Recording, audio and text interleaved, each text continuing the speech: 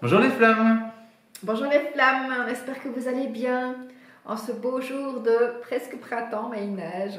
Alors, bonjour Monsieur Dao. Bonjour mademoiselle Sandra. Vous allez bien? Ça va et vous? Vous avez mis votre petite jeans aujourd'hui? Eh oui, je viens de jean. Bon, vous l'aurez remarqué, on a une énergie un peu tonique aujourd'hui. C'est comme ça. Super tonique. Super tonique, super califragilis. On est très heureux de vous retrouver après une très longue absence finalement dans le cadre de nos vidéos, mais très présent dans le cadre de Vibratelier. De nos ateliers, de nos accompagnements. De nos retraites, accompagnement un peu partout dans le monde, Canada, Suisse, France. Donc merci pour votre confiance. Effectivement, on met en place à la fois des ateliers, des voyages, des formations pour pouvoir revenir vers soi avec des pratiques ancestrales, mais aussi modernes, tout à fait adaptées à la flamme, mais même au-delà de la flamme. Comment se reconnecter à notre vibrance, notre quintessence. Et justement, aujourd'hui, on voudrait vous parler d'un sujet particulier, qui est l'objet d'une méditation et d'une réflexion profonde avec Dao. C'est qu'on se rend compte qu'il y a un fantasme flamme jumelle, un véritable fantasme où beaucoup de personnes en fait nous contactent avec leur histoire propre, singulière, leur cheminement. Mais on se rend compte effectivement qu'il y a une volonté absolue à ce que l'autre, l'objet de leur désir, de leur, qu'est-ce qu'on peut dire, leur amour du monde, de leur amour, soit absolument leur jumeau. Alors nous on a une petite anecdote avec Dao qui va un petit peu à l'encontre de ce fantasme flamme jumelle. C'est que plusieurs fois au cœur de nos tempêtes, on s'est dit mais qu'est-ce qu'on a fait pour mériter ça? Donc finalement le cheminement de flamme jumelle il est quand même assez éloigné de cette projection fantasmagorique. Et c'est ça. C'est vraiment un chemin de conscience, c'est un chemin de croix finalement. Exactement. C'est ce qu'on peut ressentir sur cette fantasmagorie justement, c'est que la majorité des gens vont croire au romantisme et au système égotique habituel dans la projection dans le couple. Autrement dit, ils vont voir dans leur flamme jumelle ce prince charmant ou cette princesse charmante qui va exaucer ses souhaits de complétude. Mais c'est pas ça la flamme jumelle. Et c'est là que peut-être on vient peut-être sonner un petit peu la cloche pour réveiller un tout petit peu les consciences à un autre niveau. La flamme jumelle est un chemin effectivement de croix, mais c'est surtout un chemin d'éveil et de dissolution de l'ego personnel. C'est un chemin qui est difficile, qui est exigeant, qui implique totalement tout ce qu'on croit être pour devenir qui nous sommes vraiment. Donc c'est vraiment une œuvre qui n'a rien à voir avec les dimensions romantiques, bien que le romantisme soit là, bien sûr, c'est de l'amour. Attention, on est dans une relation d'amour, on n'est pas dans une relation de, je sais pas moi, pas d'amour, je sais pas comment le dire autrement, mais cette dimension de la flamme jumelle nous oblige à affronter nos peurs en nous-mêmes et dans le sein de la relation. Nos démons. Nos démons. Nos dragons. Oui. Donc c'est une œuvre qui est extrêmement exigeante, mais qui est surtout une œuvre de grande droiture intérieure, une œuvre de grande précision au niveau de où je me place dans mon interaction. Est-ce que je suis dans le cœur? Est-ce que je suis dans les peurs différentes et variées? Et on est très loin de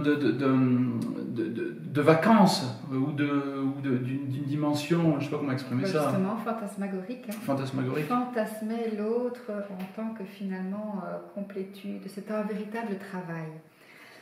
Donc en fait, pourquoi est-ce qu'on fait cette vidéo? Parce qu'on se rend compte que à travers les différentes vidéos que l'on poste, nous avons beaucoup de commentaires qui nous disent mais nous finalement avec mon jumeau nous avons effectivement des traits d'union avec ce que vous dites et puis parfois pas du tout, et il y a comme une volonté absolument finalement que votre histoire entre dans un cadre de flamme jumelle. Alors nous on a envie de vous apaiser par rapport à ça. Finalement ce cheminement il n'est pas de tout repos, bien loin de là. Clairement. Deuxièmement, je pense qu'il faut avoir un certain niveau d'éveil et de conscience pour pouvoir assumer cette relation et s'assumer soi-même dans une véritable assise dans les différents plans conscience, corporel, cœur et esprit, pour pouvoir assumer cette relation, ou sinon c'est un véritable déluge, une tornade, presque une catastrophe, en tous les cas pour l'ego. Donc on a envie de vous inviter à finalement détourner toute cette énergie et cette volonté que vous mettez dans ce questionnement que vous nous adressez quand vous nous demandez à travers vos témoignages, est-ce que je suis bien avec mon jumeau? Est-ce que c'est bien mon jumeau? Eh bien, j'aurais envie de dire, toute cette énergie que vous mettez dans ces questionnements et dans cette volonté à ce que l'autre soit absolument votre flamme jumelle, on a envie de vous dire, prenez cette énergie et finalement renvoyez-vous cette énergie, que cette énergie vous serve à votre propre complétude. C'est extrêmement important de comprendre ça. Et oui, pour sortir en effet des schémas habituels de projection sur l'autre et de béquilles que forme l'autre pour combler nos vides. Ça, c'est les schémas habituels. Ça veut dire que si jamais je cherche dans une autre personne ma complétude, je la cherche pas à l'intérieur de moi. Je peux pas faire les deux simultanément. C'est en fait, dans un premier temps, rencontrer cette complétude, combler les trous et les vides que le reflet de la flamme jumelle nous permet de faire. Hein, parce que bien sûr, à un endroit où on ne va pas être dans l'amour, parce qu'on va être piégé dans nos peurs, piégé dans nos attentes, piégé dans nos projections, dans ces moments-là, on va forcément, l'autre va être la cause, avant qu'on découvre que la cause, elle est toujours intérieure, et c'est toujours le cas. Donc, c'est intéressant en tant que miroir, mais dans tous les cas, que ce soit dans un cadre de flamme jumelle ou dans la vie en général, il est important et fondamental de ne pas laisser porter à l'autre sa complétude. L'autre peut être un beau miroir, mais c'est avant tout à l'intérieur de nous-mêmes qu'il va falloir combler les vides. C'est-à-dire en travaillant sur les pardons intérieurs, en travaillant sur l'amour inconditionnel de nous-mêmes, en travaillant sur l'accueil et l'acceptation de nos souffrances. Tout ce travail-là est fortement aidé dans le cadre de la flamme jumelle, c'est génial. Et si vous vraiment vous aspirez à ce travail considérable de dissolution de l'ego, alors bien à vous, et c'est une belle intention lancée à l'univers, mais ça commencera et ça finira toujours par vous-même, à l'intérieur de vous-même, pour vous-même, qui deviendra ensuite harmonie dans la relation. Puisque la relation est toujours un miroir qui basculant. Si vous êtes bien, si vous êtes dans le cœur, dans la relation de flamme, il y a une harmonie du cœur et donc l'harmonie se fait. Si vous rentrez dans d'autres parties, alors il va y avoir des frottements liés au fait que tout simplement on est dans autre chose que l'amour, à savoir la peur. Ou autre chose que dans une relation de flamme jumelle. Donc on voit beaucoup d'enseignements qui proposent de déterminer avec exactitude si l'autre est effectivement votre autre, c'est-à-dire votre moitié ou votre totalité dans le cadre d'une flamme en fusion. Nous avons un positionnement un peu différent. C'est-à-dire que personne d'autre que vous ne peut savoir si votre autre est bien votre jumeau. Certes, nous avons certaines clés que l'on peut activer. Même des intuitions, mais... Des intuitions ou d'autres types de pratiques qu'on ne va pas exposer ici. Oui. Mais notre but n'est pas de vous dire si vous êtes en présence de votre jumeau, de votre flamme ou pas. Parce que ça n'a pas d'intérêt. C'est-à-dire que la vie vous amène tous les profils, toutes les personnes dans les relations qui vont vous faire travailler à l'intérieur jusqu'à ce que vous puissiez être à un niveau de conscience et d'éveil suffisant que pour vous-même, en fait, rencontrer, électromagnétiquement attirer à vous, votre flamme, et puis faire ce travail de réunion sur différentes étapes. Donc, pourquoi vous attendre à ce que l'on vous dise si c'est votre jumeau ou pas? On ne le fera pas. Ce que l'on fait, c'est un bilan, effectivement, qui va déterminer votre polarité. On peut travailler avec vous de manière individuelle ou avec votre binôme. Nous travaillons toujours dans le cadre d'accompagnement à deux pour que les personnes puissent bénéficier aussi de la vibration de la flamme réunie. Ça, c'est important, que vous puissiez sentir et intégrer ces vibrations. Donc, on travaille au niveau verbal, questionnement, thérapeutique, accompagnement, mais aussi au niveau soins et vibrations. Donc, dites-vous ceci. C'est que la vie va vous amener tous les profils, que ce soit âme sœur. J'ai entendu aussi parler de fausses flammes jumelles, donc là aussi il y a pas mal de séparation et de séparation et comment est-ce qu'on dit? Ségrégation. Ségrégation, merci. Merci pour ton aide. Et nous, ce qu'on veut en fait, c'est vraiment simplifier. Dites-vous que vous êtes en face d'une personne qui peut-être est votre jumeau.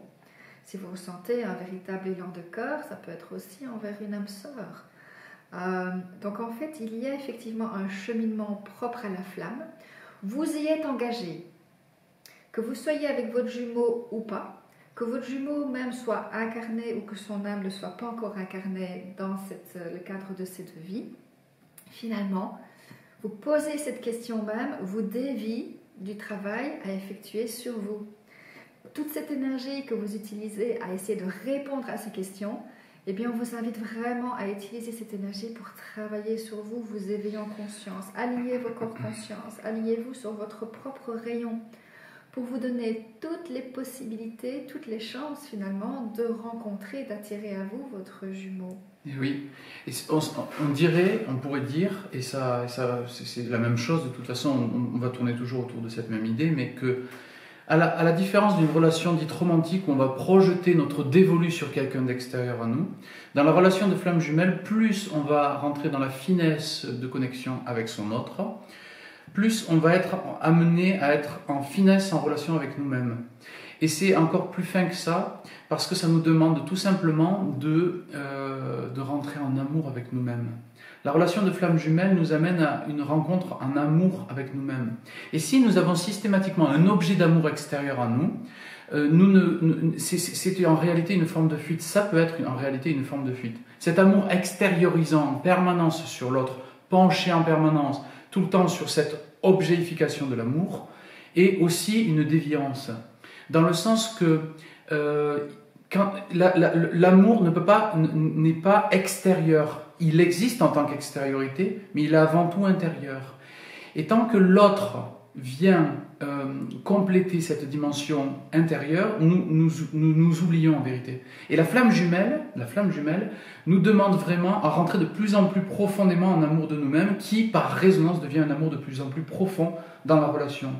Donc il y a une nuance assez énorme, ça a l'air simple comme ça a l'air petit, mais c'est en fait presque l'inverse de tout ce qu'on nous a enseigné ou on a reçu comme enseignement dans les relations. La relation avec l'autre va être de qualité quand la relation avec nous-mêmes va être de qualité. Et n'est jamais vraiment arrêtée, parce que la vie nous pose des challenges, la vie nous demande tout le temps de choisir entre le cœur, l'amour et les peurs, les résistances et tout ce qu'on connaît tous très bien. Dans ce cadre-là, dans le cadre de la flamme jumelle, comme tout est emphasé, extrêmement puissamment exagéré, on va dire, chaque fois on nous demande de nous aimer de plus en plus. Donc effectivement, fantasme de la flamme jumelle, je dirais, idéalement fantasmer sur la rencontre d'amour avec vous-même, fantasmer sur cet amour incroyable qui n'est plus une quête extérieure mais une quête intérieure. Fantasmer, si vous voulez fantasmer sur quelque chose, sur l'amour inconditionnel de vous-même, qui deviendra, ça par contre on pourrait le dire, selon la loi d'attraction, si on veut, qui peut devenir, si vous rencontrez cet amour pour vous-même inconditionnel, peut devenir un amour inconditionnel de flamme jumelle en objectivation. Donc ça veut dire que là, vous allez rassembler les conditions indispensables à cette attraction et cette réunion. Et tant que vous n'avez pas atteint cette complétude à l'intérieur de vous, vous allez attirer, je dirais, d'autres relations. Comme je disais tout à l'heure, qu'elles soient âme sœur, âme karmique ou fausse flamme jumelle ou flamme jumelle. Dites-vous simplement que votre flamme jumelle, elle est à l'intérieur de vous et qu'à travers les différents profils que la vie vous amène en fonction de votre niveau d'éveil et de conscience, la vie va vous amener exactement les profils qui vont venir vous faire travailler cet amour, ce fantasme d'amour inconditionnel à l'intérieur de vous. Donc même si vous n'êtes pas en présence de votre vraie flamme jumelle, dites-vous que vous êtes en présence d'une personne qui de toute manière va vous faire travailler cet amour et ce retournement vers vous, pour qu'un jour vous soyez prêt en fait à accueillir cet amour inconditionnel de flamme jumelle. Donc à chaque rencontre, que ce soit au niveau amical, mais que ce soit sur le lieu de travail, que ce soit au niveau surtout du couple, bien sûr, qui fait énormément travailler dans cette alchimie de couple, eh bien dites-vous que la personne sur laquelle vous jetez votre dévolu, eh bien, est une facette de votre flamme jumelle. Soit elle est votre flamme jumelle, soit elle intègre différentes facettes qui viennent vous faire travailler, vous éveiller à d'autres niveaux de conscience pour vous préparer à la rencontre de votre vraie flamme jumelle. Donc, travaillez toujours ce retournement d'énergie, plutôt que ces questions qui reviennent sans cesse et qui, de notre point de vue, sont humainement évidemment importantes et intéressantes et normales, mais qui vous éloignent de votre chemin. qui vous éloignent en fait énergétiquement même de la vibration d'alignement sur vous qui vous permettra, d'être certain d'être en présence de votre flamme, et personne d'autre que vous ne peut effectivement de l'extérieur vous dicter ou vous dire si vous êtes en présence de votre flamme ou non, ou sinon cette personne ne respecterait pas les lois ontologiques qui veulent en fait que vous fassiez ce travail par vous-même, pour vous-même, à travers vous-même, l'amour de vous-même. Et donc peu importe la personne avec laquelle vous êtes en relation pour le moment, elle a une facette de votre flamme jumelle, ou elle est votre flamme jumelle, et on vous invite à retourner et revenir vers vous dans la paix, la joie et l'amour intérieur. Voilà, faire tout ce travail-là. C'est tout ce qu'on vous souhaite. Paix, amour et joie. Voilà, je pense qu'aujourd'hui on a fait le tour. Oui. Et donc voilà, merci beaucoup. Je trouve que ça résume parfaitement ce qu'on voulait dire. Au plaisir de vous voir en consultation. Et aussi peut-être à nos ateliers. La retraite. Alors le dernier voyage alchimique, là, le prochain, c'est le 7 et 8 mars. C'est justement comment passer de l'ego à l'âme, comment passer de la peur à l'amour, cette verticalisation. Finalement, tout ce qu'on vient de dire. Dont on parle. 7 et 8 mars, et le prochain, ce sera au mois d'août. Donc profitez-en, il reste peu de place. Ouais. À très bientôt. N'hésitez pas à liker et à partager cette vidéo. Partagez les vidéos si elles vous ont fait du bien. Ouais, je vous remercie beaucoup. À bientôt les flammes. Merci. Ouais, plein d'amour.